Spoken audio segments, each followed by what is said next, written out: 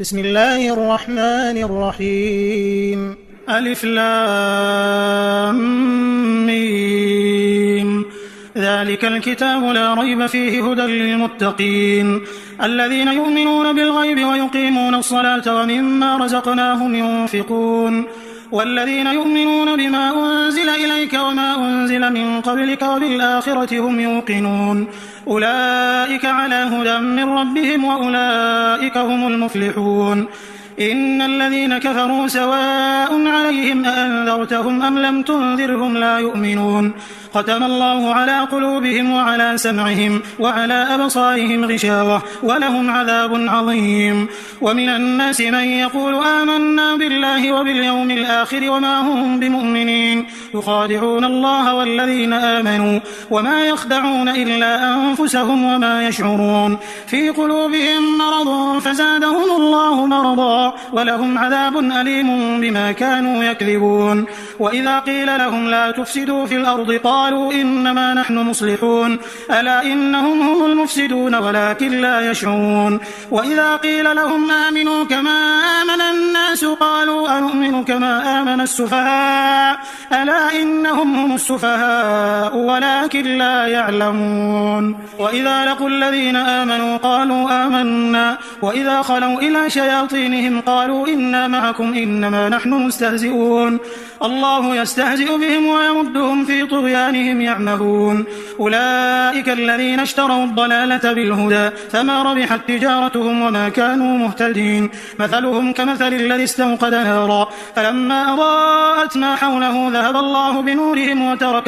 وتركهم في ظلمات لا يبصرون صم بكم عمي فهم لا يرجعون. أو كصيب من السماء فيه ظلمات ورعد وبرق يجعلون أصابعهم في آذانهم من الصواعق حذر الموت والله محيط بالكافرين. يكاد البرق يخطف أبصارهم كلما أضاء لهم مشوا فيه وإذا أظلم عليهم قاموا ولو شاء الله لذهب بسمعهم وأبصارهم إن الله على كل شيء قدير. يا أيها الناس اعبدوا ربكم الذي خلقكم والذين من قبلكم لعلكم تتقون الذي جعل لكم الأرض فراشا والسماء بناء وأنزل من السماء ماء فأخرج به من الثمرات رزقا لكم فلا تجعلوا لله أندادا وأنتم تعلمون. وإن كنتم في ريب مما نزلنا على عبدنا فأتوا بسورة من مثله وادعوا شهداءكم من دون الله إن كنتم صادقين فإن لم تفعلوا ولن تفعلوا فاتقوا النار التي وقودها الناس والحجارة أعدت للكافرين. وبشر الذين آمنوا وعملوا الصالحات أن لهم جنات تجري من تحتها الأنهار كلما رزقوا منها من ثمرة رزقا قالوا هذا الذي رزقنا من قبل وأتوا به متشابها ولهم فيها أزواج مطهرة وهم فيها خالدون. إن الله لا يستحيي أن يضرب مثلا ما بعوضة فما فوقها فأما الذين آمنوا فيعلمون أنه الحق من ربهم وأما الذين كفروا فيقولون ماذا أراد الله بهذا مثلا يضل به كثيرا ويهدي به كثيرا وما يضل به إلا الفاسقين الذين ينقضون عهد الله من بعد ميثاقه ويقطعون ما أمر الله به أن يوصل ويفسدون في الأرض أولئك هم الخاسرون. كيف تكفرون بالله وكنتم أمواتا فأحياكم ثم يميتكم ثم يحييكم ثم إليه ترجعون. هو الذي خلق لكم ما في الأرض جميعا ثم استوى إلى السماء فسواهن 7 سماوات وهو بكل شيء عليم. وإذ قال ربك للملائكة إني جاعل في الأرض خليفة قالوا أتجعل فيها من يفسد فيها ويسفك الدماء ونحن نسبح بحمدك ونقدس لك قال إني أعلم ما لا تعلمون. وعلم آدم الأسماء كلها ثم عرضهم على الملائكة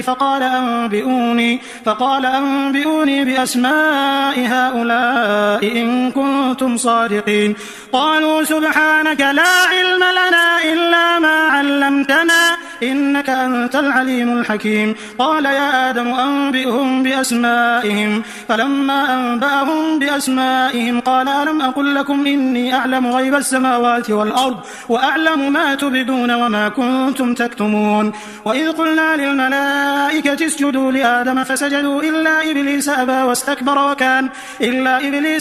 واستكبر وكان من الكافرين. وقلنا يا آدم اسكن أنت وزوجك الجنة وكلا منها رغدا حيث شئتما ولا تقربا هذه الشجرة فتكونا من الظالمين. فأزلهما الشيطان عنها فأخرجهما مما كانا فيه وقلنا اهبطوا بعضكم لبعض عدو ولكم في الأرض مستقر ومتاع إلى حين. فتلقى آدم من ربه كلمات فتاب عليه إنه هو التواب الرحيم. قلنا اهبطوا منها جميعا فإما يأتينكم مني هدى فمن تبع هداي فلا خوف عليهم ولا هم يحزنون. والذين كفروا وكذبوا بآياتنا أولئك أصحاب النار هم فيها خالدون. يا بني إسرائيل اذكروا نعمتي التي أنعمت عليكم وأوفوا بعهدي أوف بعهدكم وإياي فارهبون. وآمنوا بما أنزلت مصدقا لما معكم ولا تكونوا أول كافر به ولا تشتروا بآياتي ثمنا قليلا وإياي فاتقون. ولا تلبسوا الحق بالباطل وتكتموا الحق وأنتم تعلمون. وأقيموا الصلاة وآتوا الزكاة واركعوا مع الراكعين. أتأمرون الناس بالبر وتنسون أنفسكم وأنتم تتلون الكتاب أفلا تعقلون. واستعينوا بالصبر والصلاة وإنها لكبيرة إلا على الخاشعين الذين يظنون أنهم ملاقو ربهم وأنهم إليه راجعون. يا بني إسرائيل اذكروا نعمتي التي أنعمت عليكم وأني فضلتكم على العالمين. واتقوا يوما لا تجزي نفس عن نفس شيئا ولا يقبل منها شفاعة ولا يؤخذ منها عدل ولا هم ينصرون. وإذ نجيناكم من آل فرعون يسومونكم سوء العذاب يذبحون أبناءكم ويستحيون نساءكم وفي ذلكم بلاء من ربكم عظيم. وإذ فرقنا بكم البحر فأنجيناكم وأغرقنا آل فرعون وأنتم تنظرون. وإذ واعدنا موسى 40 ليلة ثم اتخذتم العجل من بعده وأنتم ظالمون ثم عفونا عنكم من بعد ذلك لعلكم تشكرون. وإذ آتينا موسى الكتاب والفرقان لعلكم تهتدون. وإذ قال موسى لقومه يا قوم إنكم ظلمتم أنفسكم باتخاذكم العجل فتوبوا إلى بارئكم فاقتلوا أنفسكم ذلكم خير لكم عند بارئكم فتاب عليكم إنه هو التواب الرحيم. وإذ قلتم يا موسى لن نؤمن لك حتى نرى الله جهرة فأخذتكم الصاعقة وأنتم تنظرون ثم بعثناكم من بعد موتكم لعلكم تشكرون. وظللنا عليكم الغمام وأنزلنا عليكم المن والسلوى كلوا من طيبات ما رزقناكم وما ظلمونا ولكن كانوا أنفسهم يظلمون. وإذ قلنا ادخلوا هذه القرية فكلوا منها حيث شئتم رغدا وادخلوا الباب سجدا وقولوا حطة نغفر لكم خطاياكم وسنزيد المحسنين. فبدل الذين ظلموا قولا غير الذي قيل لهم فأنزلنا على الذين ظلموا رجزا من السماء بما كانوا يفسقون. وإذ استسقى موسى لقومه فقلنا اضرب بعصاك الحجر فانفجرت منه 12 عينا قد علم كل أناس مشربهم كلوا واشربوا من رزق الله ولا تعثوا في الأرض مفسدين. وإذ قلتم يا موسى لن نصبر على طعام واحد فادع لنا ربك يخرج لنا مما تنبت الأرض من بقلها وقثائها وفومها وعدسها وبصلها قال أتستبدلون الذي هو أدنى بالذي هو خير اهبطوا مصرا فإن لكم ما سألتم وضربت عليهم الذلة والمسكنة وباءوا بغضب من الله ذلك بأنهم كانوا يكفرون بآيات الله ويقتلون النبيين بغير الحق ذلك بما عصوا وكانوا يعتدون. إن الذين آمنوا والذين هادوا والنصارى والصابئين من آمن بالله واليوم الآخر وعمل صالحا فلهم أجرهم عند ربهم ولا خوف عليهم ولا هم يحزنون. وإذ أخذنا ميثاقكم ورفعنا فوقكم الطور خذوا ما آتيناكم بقوة واذكروا ما فيه لعلكم تتقون ثم توليتم من بعد ذلك فلولا فضل الله عليكم ورحمته لكنتم من الخاسرين. ولقد علمتم الذين اعتدوا منكم في السبت فقلنا لهم كونوا قردة خاسئين فجعلناها نكالا لما بين يديها وما خلفها وموعظة للمتقين. وإذ قال موسى لقومه إن الله يأمركم أن تذبحوا بقرة قالوا أتتخذنا هزوا قال أعوذ بالله أن أكون من الجاهلين. قالوا ادع لنا ربك يبين لنا ما هي قال إنه يقول إنها بقرة لا فارض ولا بكر عوان بين ذلك فافعلوا ما تؤمرون. قالوا ادع لنا ربك يبين لنا ما لونها قال إنه يقول إنها بقرة صفراء فاقع لونها تسر الناظرين. قالوا ادع لنا ربك يبين لنا ما هي إن البقرة شابه علينا وإنا إن شاء الله لمهتدون. قال إنه يقول إنها بقرة لا ذلول تثير الأرض ولا تسقي الحرث مسلمة لا شية فيها. قالوا الآن جئت بالحق فذبحوها وما كادوا يفعلون. وإذ قتلتم نفسا فادارأتم فيها والله مخرج ما كنتم تكتمون. فقلنا اضربوه ببعضها كذلك يحيي الله الموتى ويريكم آياته لعلكم تعقلون. ثم قست قلوبكم من بعد ذلك فهي كالحجارة أو أشد قسوة وإن من الحجارة لما يتفجر منه الأنهار وإن منها لما يشقق فيخرج منه الماء وإن منها لما يهبط من خشية الله وما الله بغافل عما تعملون. أفتطمعون أن يؤمنوا لكم وقد كان فريق منهم يسمعون كلام الله ثم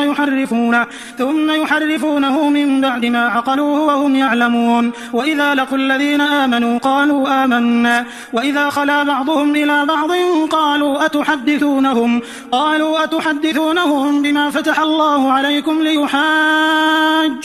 به عند ربكم أفلا تعقلون. أولا يعلمون أن الله يعلم ما يسرون وما يعلنون. ومنهم أميون لا يعلمون الكتاب إلا أماني وإن هم إلا يظنون. فويل للذين يكتبون الكتاب بأيديهم ثم يقولون هذا من عند الله ليشتروا به ثمنا قليلا فويل لهم مما كتبت أيديهم وويل لهم مما يكسبون. وقالوا لن تمسنا النار إلا أياما معدودة قل أتخذتم عند الله عهدا فلن يخلف الله عهده أم تقولون على الله ما لا تعلمون. بلى من كسب سيئة وأحاطت به خطيئته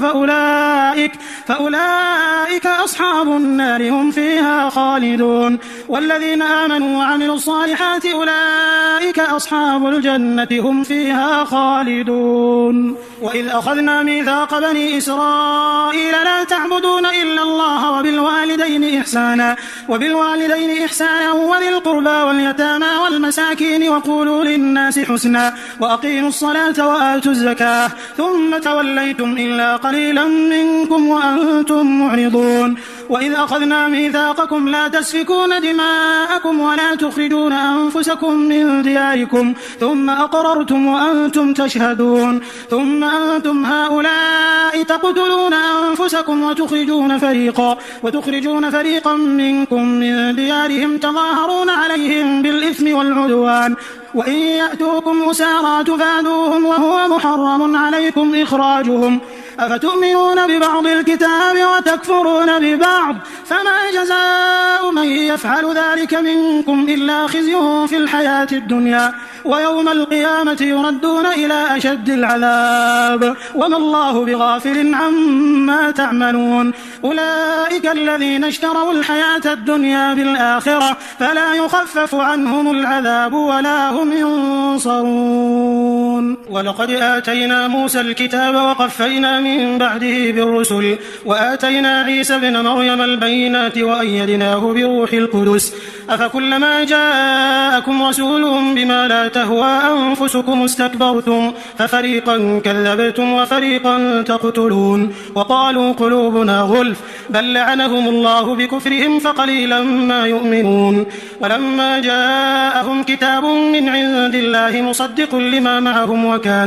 وكانوا من قبل يستفتحون على الذين كفروا فلما جاءهم ما عرفوا كفروا به فلعنة الله على الكافرين بئس ما اشتروا به أنفسهم أن يكفروا بما أنزل الله بغيا أن ينزل الله من فضله على من يشاء من عباده فباءوا بغضب على غضب وللكافرين عذاب مهين وإذا قيل لهم آمنوا بما أنزل الله قالوا نؤمن بما أنزل علينا ويكفرون بما وراءه وهو الحق مصدقا لما معهم قل فلم تقتلون أنبياء الله من قبل إن كنتم مؤمنين ولقد جاءكم موسى بالبينات ثم اتخذتم العجل من بعده وأنتم ظالمون وإذ أخذنا ميثاقكم ورفعنا فوقكم الطور خذوا ما آتيناكم بقوة واسمعوا قالوا سمعنا وعصينا وأشربوا في قلوبهم العجل بكفرهم قل بئس ما يأمركم به إيمانكم إن كنتم مؤمنين قل إن كانت لكم الدار الآخرة عند الله خالصة من دون الناس فتمنوا الموت إن كنتم صادقين ولن يتمنوه أبدا بما قدمت أيديهم والله عليم بالظالمين ولتجدنهم أحرص الناس على حياة ومن الذين أشركوا يود أحدهم لو يعمر 1000 سنة وما هو بمزحزحه من العذاب أن يعمر والله بصير بما يعملون قل من كان عدوا لجبريل فإنه نزله على قلبك بإذن الله مصدقا لما بين يديه وهدى وبشرى للمؤمنين من كان عدوا لله وملائكته ورسله وجبريل وميكال فإن الله عدو للكافرين ولقد أنزلنا إليك آيات بينات وما يكفر بها إلا الفاسقون أو كلما عاهدوا عهدا نبذه فريق منهم بل أكثرهم لا يؤمنون ولما جاءهم رسول من عند الله مصدق لما معهم نبذ فريق من الذين أوتوا الكتاب كتاب الله وراء ظهورهم كأنهم لا يعلمون واتبعوا ما تتلو الشياطين على ملك سليمان وما كفر سليمان ولكن الشياطين كفروا يعلمون الناس السحر وما أنزل على الملكين ببابل هاروت وماروت وما يعلمان من أحد حتى يقولا إنما نحن فتنة فلا تكفر فيتعلمون منهما ما يفرقون به بين المرء وزوجه وما هم بضارين به من أحد إلا بإذن الله ويتعلمون ما يضرهم ولا ينفعهم ولقد علموا لمن اشتراه ما له في الآخرة من خلاق ولبئس ما شروا به أنفسهم لو كانوا يعلمون ولو أنهم آمنوا واتقوا لمثوبة من عند الله خير لو كانوا يعلمون يا أيها الذين آمنوا لا تقولوا راعنا وقولوا انظرنا واسمعوا وللكافرين عذاب أليم ما يود الذين كفروا من أهل الكتاب ولا المشركين أن ينزل عليكم من خير من ربكم والله يختص برحمته من يشاء والله ذو الفضل العظيم ما ننسخ من آية أو ننسها نأتي بخير منها أو مثلها ألم تعلم أن الله على كل شيء قدير ألم تعلم أن الله له ملك السماوات والأرض وما لكم من دون الله من ولي ولا نصير أم تريدون أن تسألوا رسولكم كما سئل موسى من قبل ومن يتبدل الكفر بالإيمان فقد ضل سواء السبيل ود كثير من أهل الكتاب لو يردونكم من بعد إيمانكم كفارا حسدا من عند أنفسهم من بعد ما تبين لهم الحق فاعفوا واصفحوا حتى يأتي الله بأمره إن الله على كل شيء قدير وأقيموا الصلاة وآتوا الزكاة وما تقدموا لأنفسكم من خير تجدوه عند الله إن الله بما تعملون بصير وقالوا لن يدخل الجنة إلا من كان هودا أو نصارى تلك أمانيهم قل هاتوا برهانكم إن كنتم صادقين بلى إلا من أسلم وجهه لله وهو محسن فله أجره عند ربه ولا خوف عليهم ولا هم يحزنون. وقالت اليهود ليست النصارى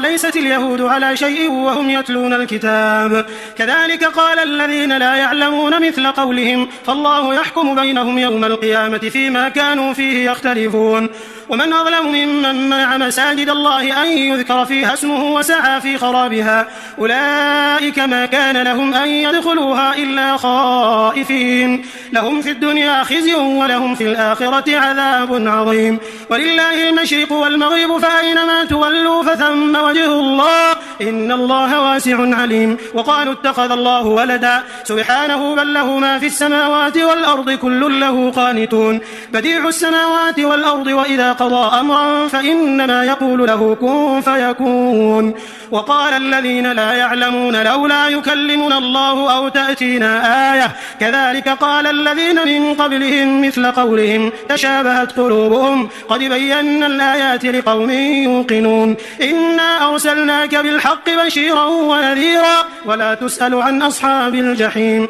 ولن ترضى عنك اليهود ولا النصارى حتى تتبع ملتهم قل إن هدى الله هو الهدى ولئن اتبعت أهواءهم بعد الذي جاءك من العلم ما لك من الله من ولي ولا نصير. الذين آتيناهم الكتاب يتلونه حق تلاوته أولئك يؤمنون به ومن يكفر به فأولئك هم الخاسرون. يا بني إسرائيل اذكروا نعمتي التي أنعمت عليكم وأني فضلتكم على العالمين واتقوا يوما لا تجزي نفس عن نفس شيئا ولا يقبل منها عدل ولا تنفعها شفاعة ولا هم ينصرون. وإذ ابتلى إبراهيم ربه بكلمات فأتمهم قال إني جاعلك للناس إماما قال ومن ذريتي قال لا ينال عهد الظالمين. وإذ جعلنا البيت مثابة للناس وأمنا واتخذوا من مقام إبراهيم مصلى وعهدنا إلى إبراهيم وإسماعيل أن طهر بيتي للطائفين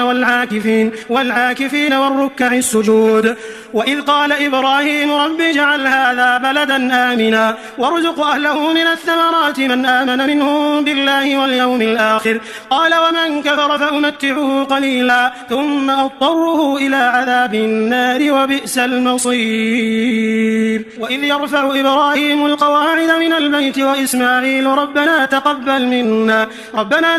منا إنك أنت السميع العليم ربنا وجعلنا مسلمين لك ومن ذريتنا أمة مسلمة لك وأرنا مناسكنا وتب علينا إنك أنت التواب الرحيم. ربنا وابعث فيهم رسولا منهم يتلو عليهم آياتك ويعلمهم الكتاب والحكمة ويزكيهم إنك أنت العزيز الحكيم. ومن يرغب عن ملة إبراهيم إلا من سفه نفسه ولقد اصطفيناه في الدنيا وإنه في الآخرة لمن الصالحين. إذ قال له ربه أسلم قال أسلمت لرب العالمين. ووصى بها إبراهيم بنيه ويعقوب يا بني إن الله اصطفى لكم الدين فلا تموتن إلا وأنتم مسلمون. أم كنتم شهداء إذ حضر يعقوب الموت إذ قال لبنيه ما تعبدون من بعدي قالوا نعبد إلهك وإله آبائك إبراهيم وإسماعيل وإسحاق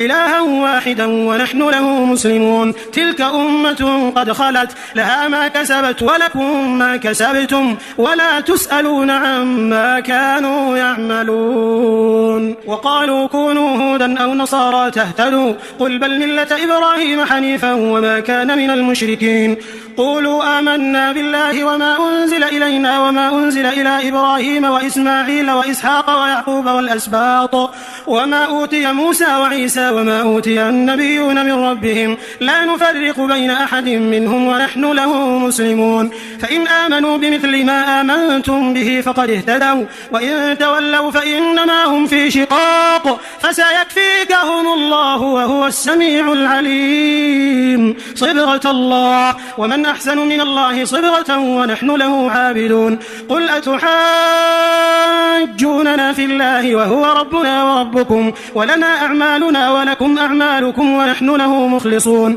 أم تقولون إن إبراهيم وإسماعيل وإسحاق ويعقوب والأسباط كانوا هودا أو نصارى قل أنتم أعلم أم الله ومن أظلم ممن كتم شهادة عنده من الله وما الله بغافل عما تعملون تلك أمة قد خلت لها ما كسبت ولكم ما كسبتم ولا تسألون عما كانوا يعملون سيقول السفهاء من الناس ما ولاهم عن قبلتهم التي كانوا عليها قل لله المشرق والمغرب يهدي من يشاء إلى صراط مستقيم وكذلك جعلناكم أمة وسطا لتكونوا شهداء على الناس ويكون الرسول عليكم شهيدا وما جعلنا القبلة التي كنت عليها إلا لنعلم من يتبع الرسول ممن ينقلب على عقبيه وإن كانت لكبيرة إلا على الذين هدى الله وما كان الله ليضيع إيمانكم إن الله بالناس لرؤوف رحيم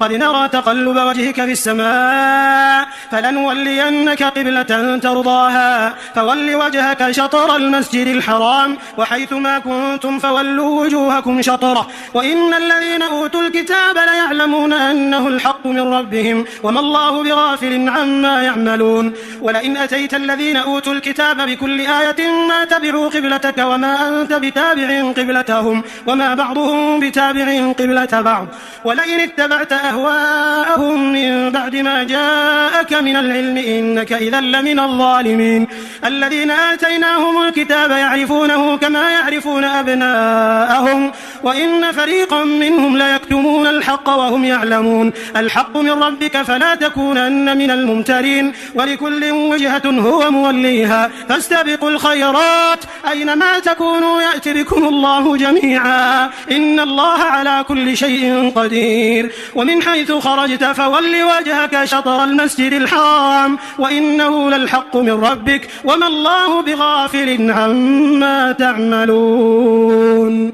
ومن حيث خرجت فول وجهك شطر المسجد الحرام وحيث ما كنتم فولوا وجوهكم شطره لئلا يكون للناس عليكم حجة إلا الذين ظلموا منهم فلا تخشوهم واخشوني ولأتم نعمتي عليكم ولعلكم تهتدون كما أرسلنا فيكم رسولا منكم يتلو عليكم آياتنا ويزكيكم ويعلمكم الكتاب والحكمة ويعلمكم ما لم تكونوا تعلمون فاذكروني أذكركم واشكروا لي ولا تكفرون يا أيها الذين آمنوا استعينوا بالصبر والصلاة إن الله مع الصابرين ولا تقولوا لمن يقتل في سبيل الله أموات بل أحياء ولكن لا تشعرون ولنبلونكم بشيء من الخوف والجوع ونقص من الأموال والأنفس والثمرات وبشر الصابرين الذين إذا أصابتهم مصيبة قالوا إنا لله وإنا إليه راجعون أولئك عليهم صلوات من ربهم ورحمة وأولئك هم المهتدون إن الصفا والمروة من شعائر الله فمن حج البيت أو اعتمر فلا جناح عليه أن يطوف بهما ومن تطوع خيرا فإن الله شاكر عليم إن الذين يكتمون ما أنزلنا من البينات والهدى من بعد ما بيناه للناس في الكتاب أولئك يلعنهم الله ويلعنهم اللاعنون إلا الذين تابوا وأصلحوا وبينوا فأولئك أتوب عليهم وأنا التواب الرحيم إن الذين كفروا وماتوا وهم كفار أولئك عليهم لعنة الله والملائكة والناس أجمعين خالدين فيها لا يخفف عنهم العذاب ولا هم ينظرون وإلهكم إله واحد لا إله إلا هو الرحمن الرحيم إن في خلق السماوات والأرض واختلاف الليل والنهار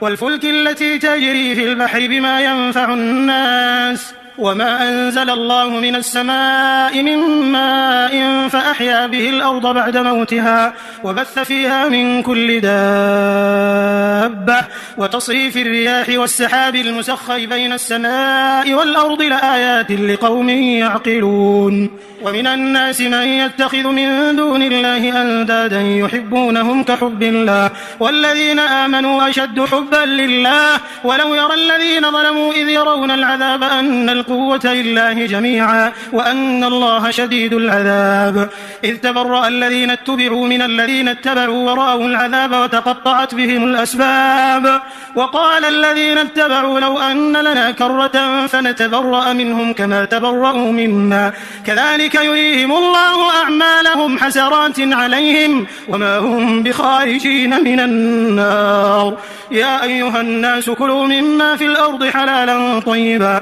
ولا تتبعوا خطوات الشيطان إنه لكم عدو مبين إنما يأمركم بالسوء والفحشاء وأن تقولوا على الله ما لا تعلمون وإذا قيل لهم اتبعوا ما أنزل الله قالوا بل نتبع ما ألفينا عليه آباءنا أولو كان آباؤهم لا يعقلون شيئا ولا يهتدون ومثل الذين كفروا كمثل الذي ينعق بما لا يسمع إلا دعاء ونداء صم بكم عمي فهم لا يعقلون يا أيها الذين آمنوا كلوا من طيبات ما رزقناكم واشكروا لله إن كنتم إياه تعبدون إنما حرم عليكم الميتة والدم ولحم الخنزير وما أهل به لغير الله فمن اضطر غير باغ ولا عاد فلا إثم عليه إن الله غفور رحيم إن الذين يكتمون ما أنزل الله من الكتاب ويشترون به ثمنا قليلا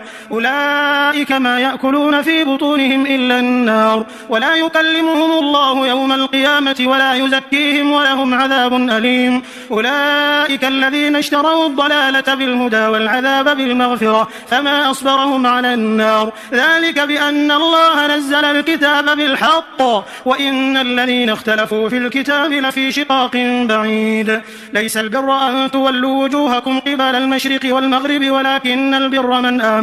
ولكن البر من آمن بالله واليوم الآخر والملائكة والكتاب والنبيين وآتى المال على حبه ذوي القربى واليتامى والمساكين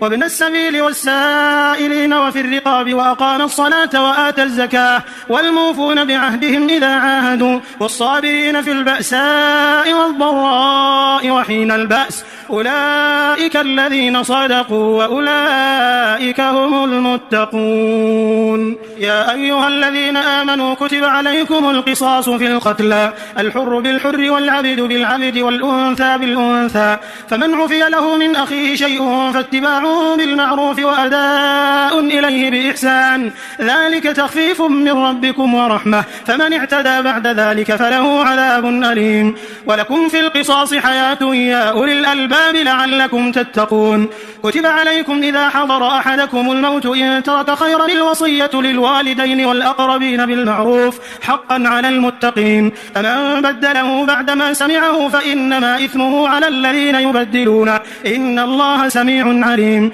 فمن خاف من موص جنفا أو إثما فأصلح بينهم فلا إثم عليه إن الله غفور رحيم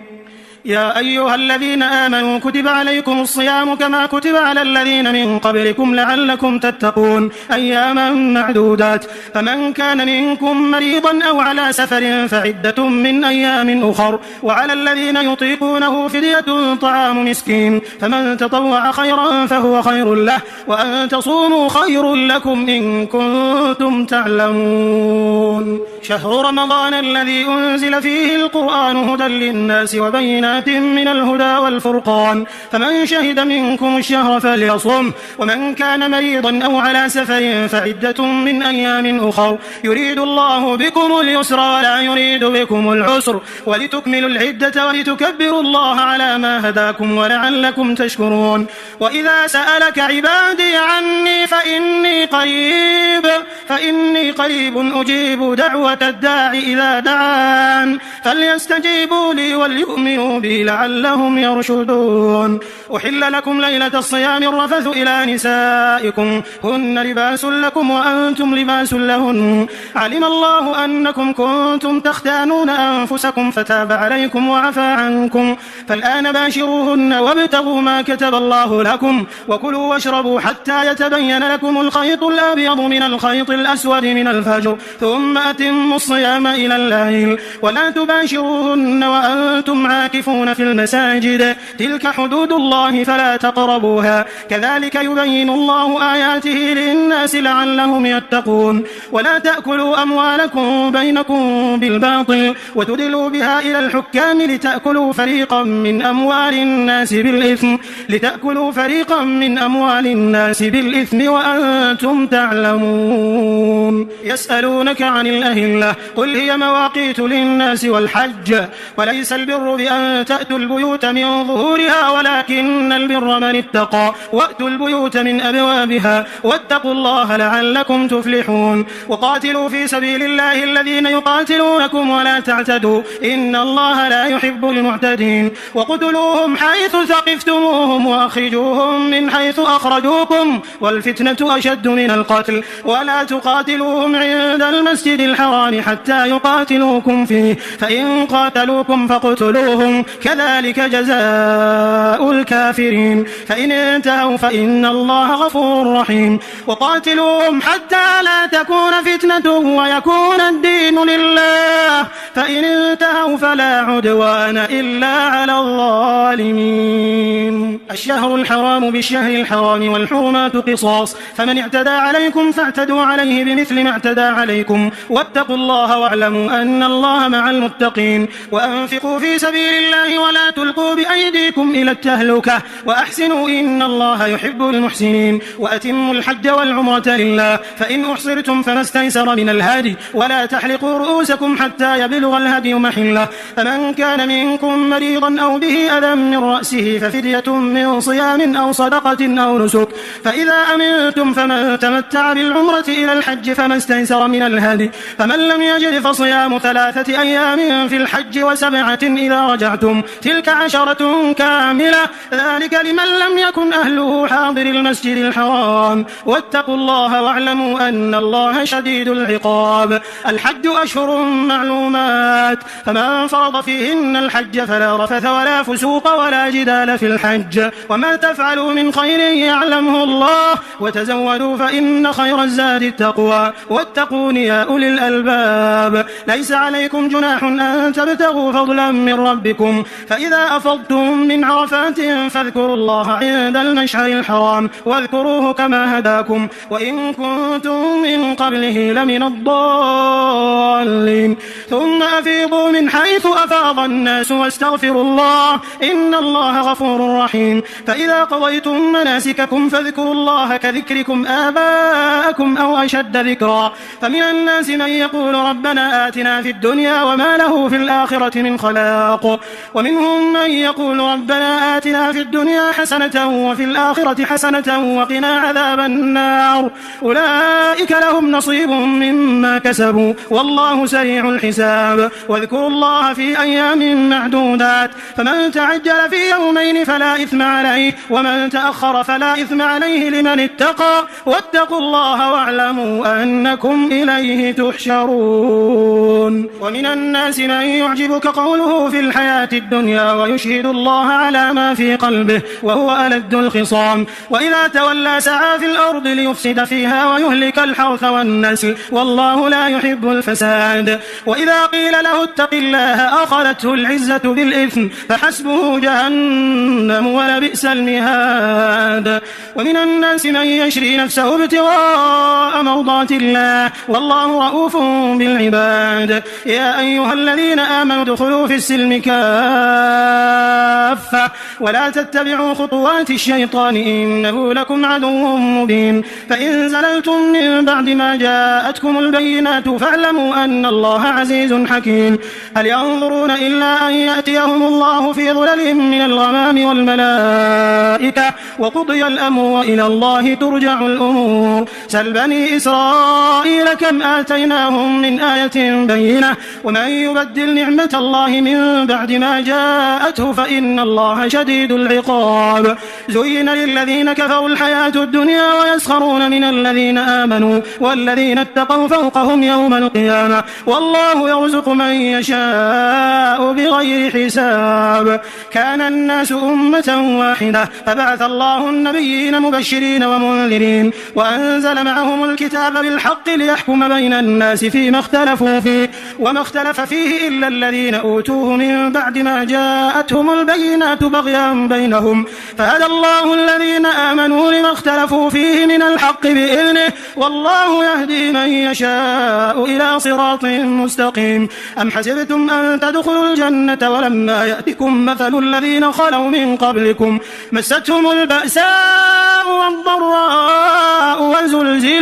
وزلزلوا حتى يقول الرسول والذين آمنوا معه متى نصر الله ألا إن نصر الله قريب يسألونك ماذا ينفقون قل ما أنفقتم من خير فللوالدين والأقربين واليتامى والمساكين وابن السبيل وما تفعلوا من خير فإن الله به عليم كتب عليكم القتال وهو كره لكم وعسى أن تكرهوا شيئا وهو خير لكم وعسى أن تحبوا شيئا وهو شر لكم والله يعلم وأنتم لا تعلمون يسألونك عن الشهر الحرام قتال فيه قل قتال فيه كبير وصد عن سبيل الله وكفر به والمسجد الحرام وإخراج أهله منه أكبر عند الله والفتنة أكبر من القتل ولا يزالون يقاتلونكم حتى يردوكم عن دينكم إن استطاعوا ومن يرتد منكم عن دينه فيمت وهو كافر فأولئك حبطت أعمالهم في الدنيا والآخرة وأولئك أصحاب النار هم فيها خالدون إن الذين آمنوا والذين هاجروا وجاهدوا في سبيل الله أولئك يرجون رحمة الله والله غفور رحيم يسألونك عن الخمر والميسر قل فيهما إثم كبير ومنافع للناس وإثمهما أكبر من نفعهما ويسألونك ماذا ينفقون قل العفو كذلك يبين الله لكم الآيات لعلكم تتفكرون في الدنيا والآخرة ويسألونك عن اليتامى قل إصلاح لهم خير وإن تخالطوهم فإخوانكم والله يعلم المفسد من المصلح ولو شاء الله لأعنتكم إن الله عزيز حكيم ولا تنكحوا المشركات حتى يؤمنوا ولأمة مؤمنة خير من مشركة ولو أعجبتكم ولا تنكحوا المشركين حتى يؤمنوا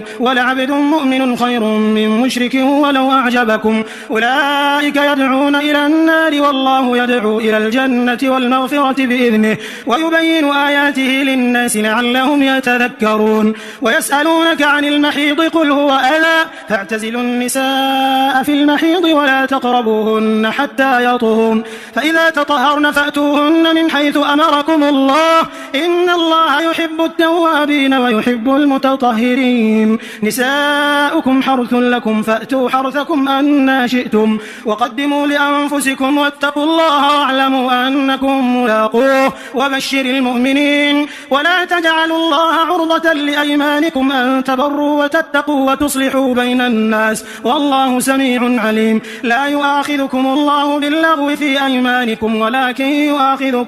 ولكن يؤاخذكم بما كسبت قلوبكم والله غفور حليم للذين يؤلون من نسائهم تربص 4 أشهر فإن فاءوا فإن الله غفور رحيم وإن عزموا الطلاق فإن الله سميع سميع عليم. والمطلقات يتربصن بأنفسهن 3 قروء ولا يحل لهن أن يكتمن ما خلق الله في أرحامهن إن كن يؤمن بالله واليوم الآخر وبعولتهن أحق بردهن في ذلك إن أرادوا إصلاحا ولهن مثل الذي عليهن بالمعروف وللرجال عليهن درجة والله عزيز حكيم. الطلاق مرتان فإمساك بمعروف أو تسريح بإحسان ولا يحل لكم أن تأخذوا مما آتيتموهن شيئا إلا أن يخافا ألا يقيما حدود الله فإن خفتم ألا يقيما حدود الله فلا جناح عليهما فيما افتدت به تلك حدود الله فلا تعتدوها ومن يتعد حدود الله فأولئك هم الظالمون. فإن طلقها فلا تحل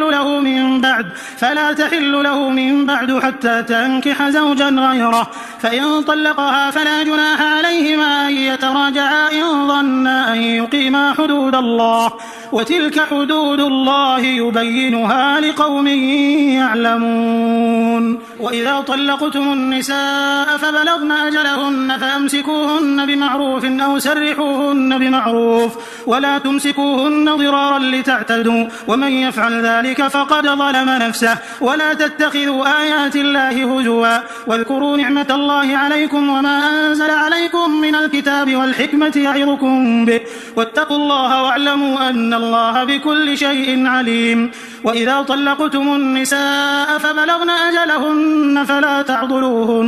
فلا تعضلوهن أن ينكحن أزواجهن إذا تراضوا بينهم بالمعروف ذلك يوعظ به من كان منكم يؤمن بالله واليوم الآخر ذلكم أزكى لكم وأطهر والله يعلم وأنتم لا تعلمون. والوالدات يرضعن أولادهن حولين كاملين لمن أراد أن يتم الرضاعة وعلى المولود له رزقهن وكسوتهن بالمعروف لا تكلف نفس إلا وسعها لا تضار والدة بولدها ولا مولود له بولده وعلى الوارث مثل ذلك فإن أرادا فصالا عن تراض منهما وتشاور فلا جناح عليهما. وإن أردتم أن تسترضعوا أولادكم فلا جناح عليكم إذا سلمتم ما آتيتم بالمعروف واتقوا الله واعلموا أن الله بما تعملون بصير. والذين يتوفون منكم ويذرون أزواجا يتربصن بأنفسهن 4 أشهر و10 فإذا بلغن أجلهن فلا جناح عليكم فيما فعلن في أنفسهن بالمعروف والله بما تعملون خبير. ولا جناح عليكم فيما عرضتم به من خطبة النساء أو أكننتم في أنفسكم علم الله أنكم ستذكرونهن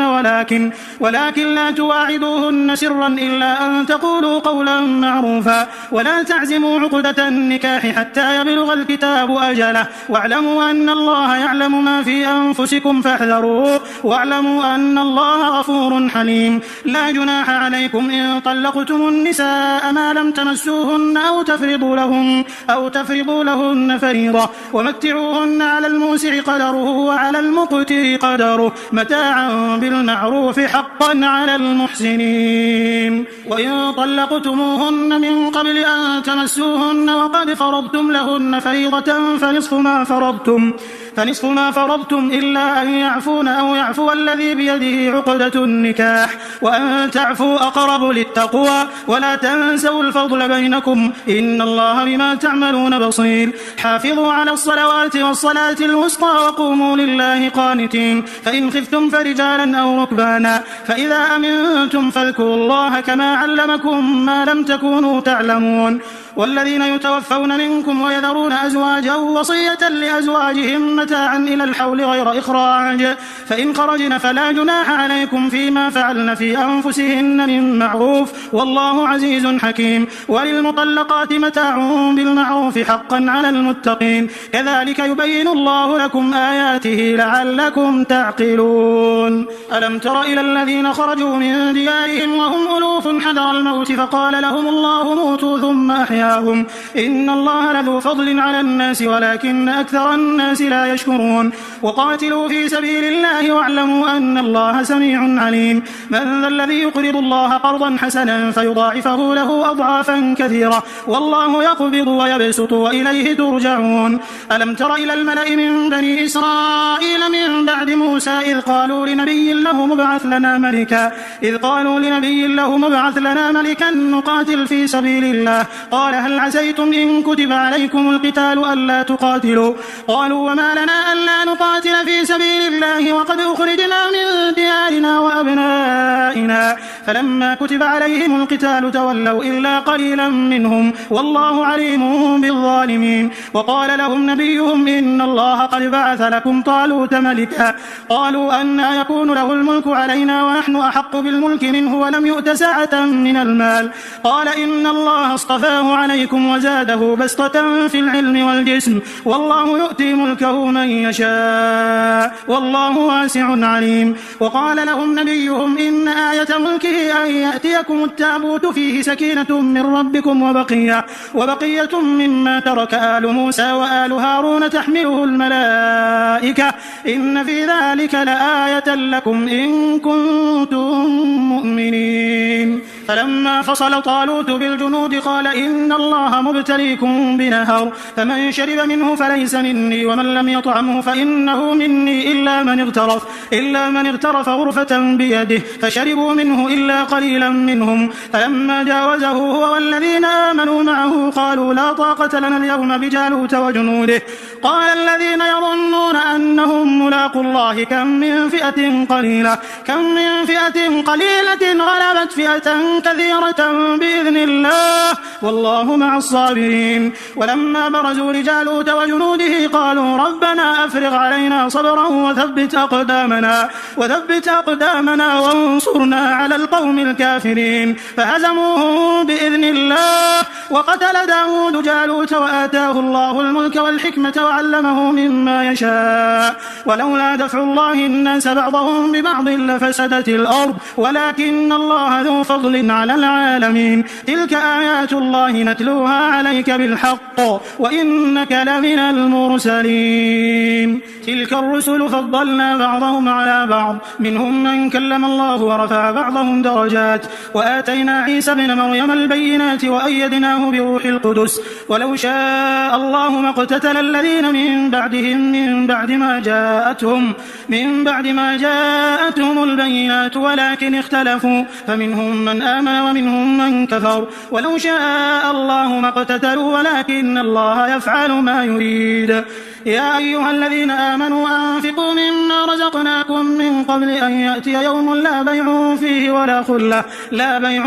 ولا خلة ولا شفاعة والكافرون هم الظالمون الله لا إله إلا هو الحي القيوم لا تأخذه سنة ولا نوم له ما في السماوات وما في الأرض من ذا الذي يشفع عنده إلا بإذنه يعلم ما بين أيديهم وما خلفهم ولا يحيطون بشيء من علمه إلا بما شاء وسع كرسيه السماوات والأرض ولا يؤوده حفظهما وهو العلي العظيم لا إكراه في الدين قد تبين الرشد من الغي فمن يكفر بالطاغوت ويؤمن بالله فقد استمسك بالعروة الوثقى لا انفصام لها والله سميع عليم الله ولي الذين آمنوا يخرجهم من الظلمات إلى النور والذين كفروا أولياؤهم الطاغوت يخرجونهم من النور إلى الظلمات أولئك أصحاب النار هم فيها خالدون ألم تر إلى الذي حاج إبراهيم في ربه أن آتاه الله الملك إذ قال إبراهيم ربي الذي يحيي ويميت قال أنا أحيي وأميت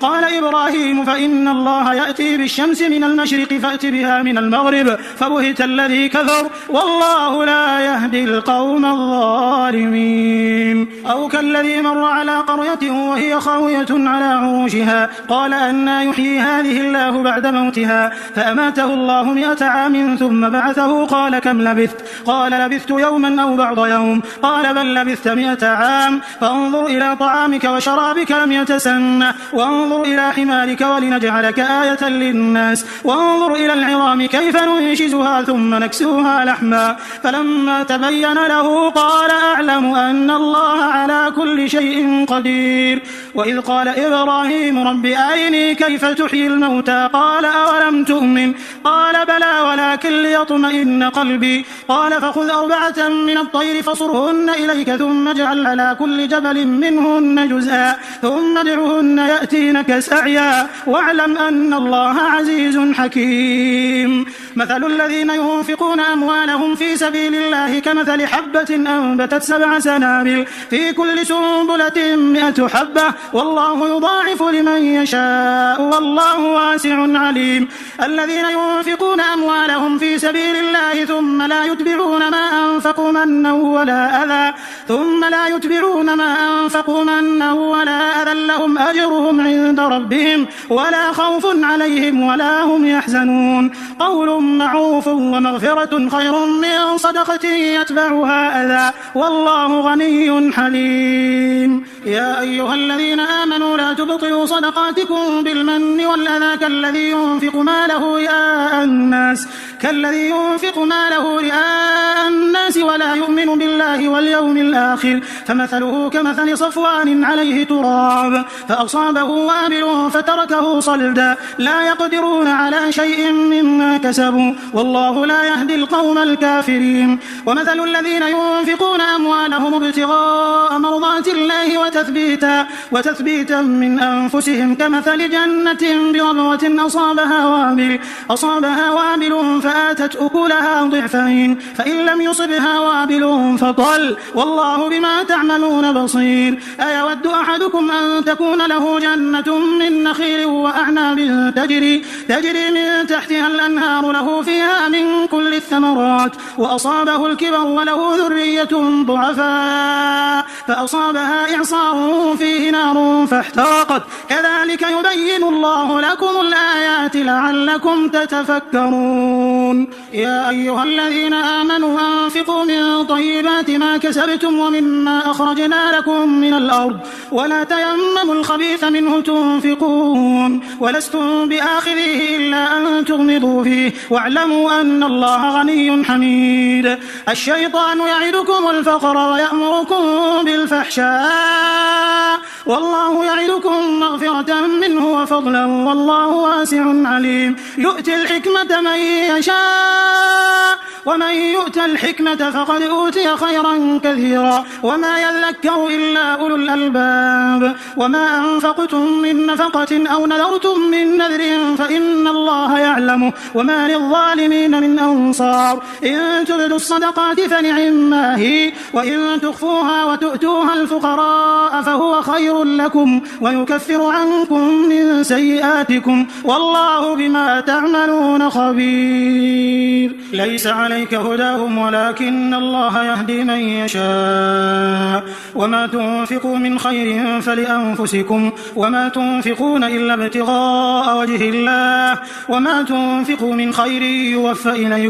يوفى إليكم وأنتم لا تظلمون للفقراء الذين أحصروا في سبيل الله لا يستطيعون ضربا في الأرض يحسبهم الجاهل أغنياء من التعفف تعرفهم بسيماهم لا يسألون الناس إلحافا وما تنفقوا من خير فإن الله به عليم الذين ينفقون أموالهم بالليل والنهار سرا وعلانية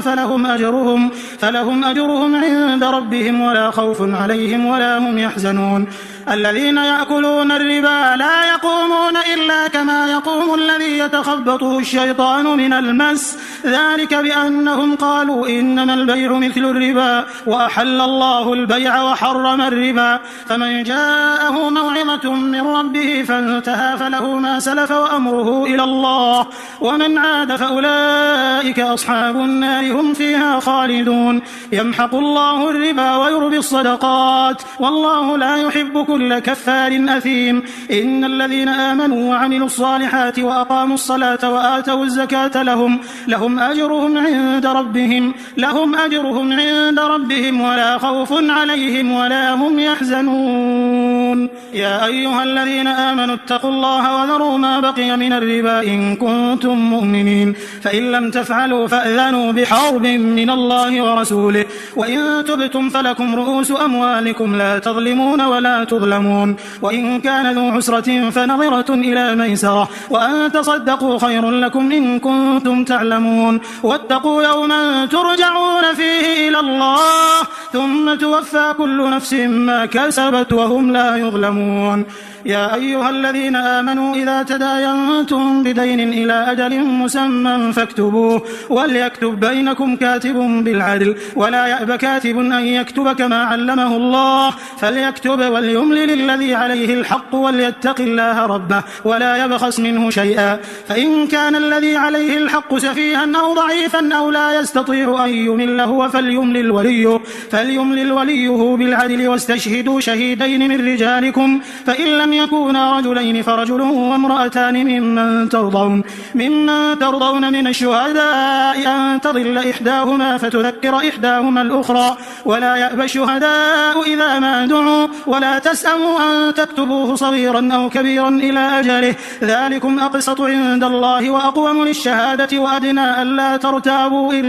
إلا أن تكون تجارة حاضرة تديرونها بينكم، فليس عليكم جناح ألا تكتبوها، وأشهدوا إذا تبايعتم، ولا يضار كاتب ولا شهيد، وإن تفعلوا فإنه فسوق بكم، واتقوا الله ويعلمكم الله، والله بكل شيء عليم. وإن كنتم على سفر ولم تجدوا كاتبا فرهان مقبوضة، فإن أمن بعضكم بعضا فليؤدي الذي اؤتمن أمانته وليتق الله ربه ولا تكتموا الشهادة، ومن يكتمها فإنه آثم قلبه، والله بما تعملون عليم. لله ما في السماوات وما في الأرض، وإن تبدوا ما في أنفسكم أو تخفوه يحاسبكم به الله، فيغفر لمن يشاء ويعذب من يشاء، والله على كل شيء قدير. آمن الرسول بما أنزل إليه من ربه والمؤمنون كل آمن بالله وملائكته وكتبه ورسله لا نفرق بين أحد من رسله،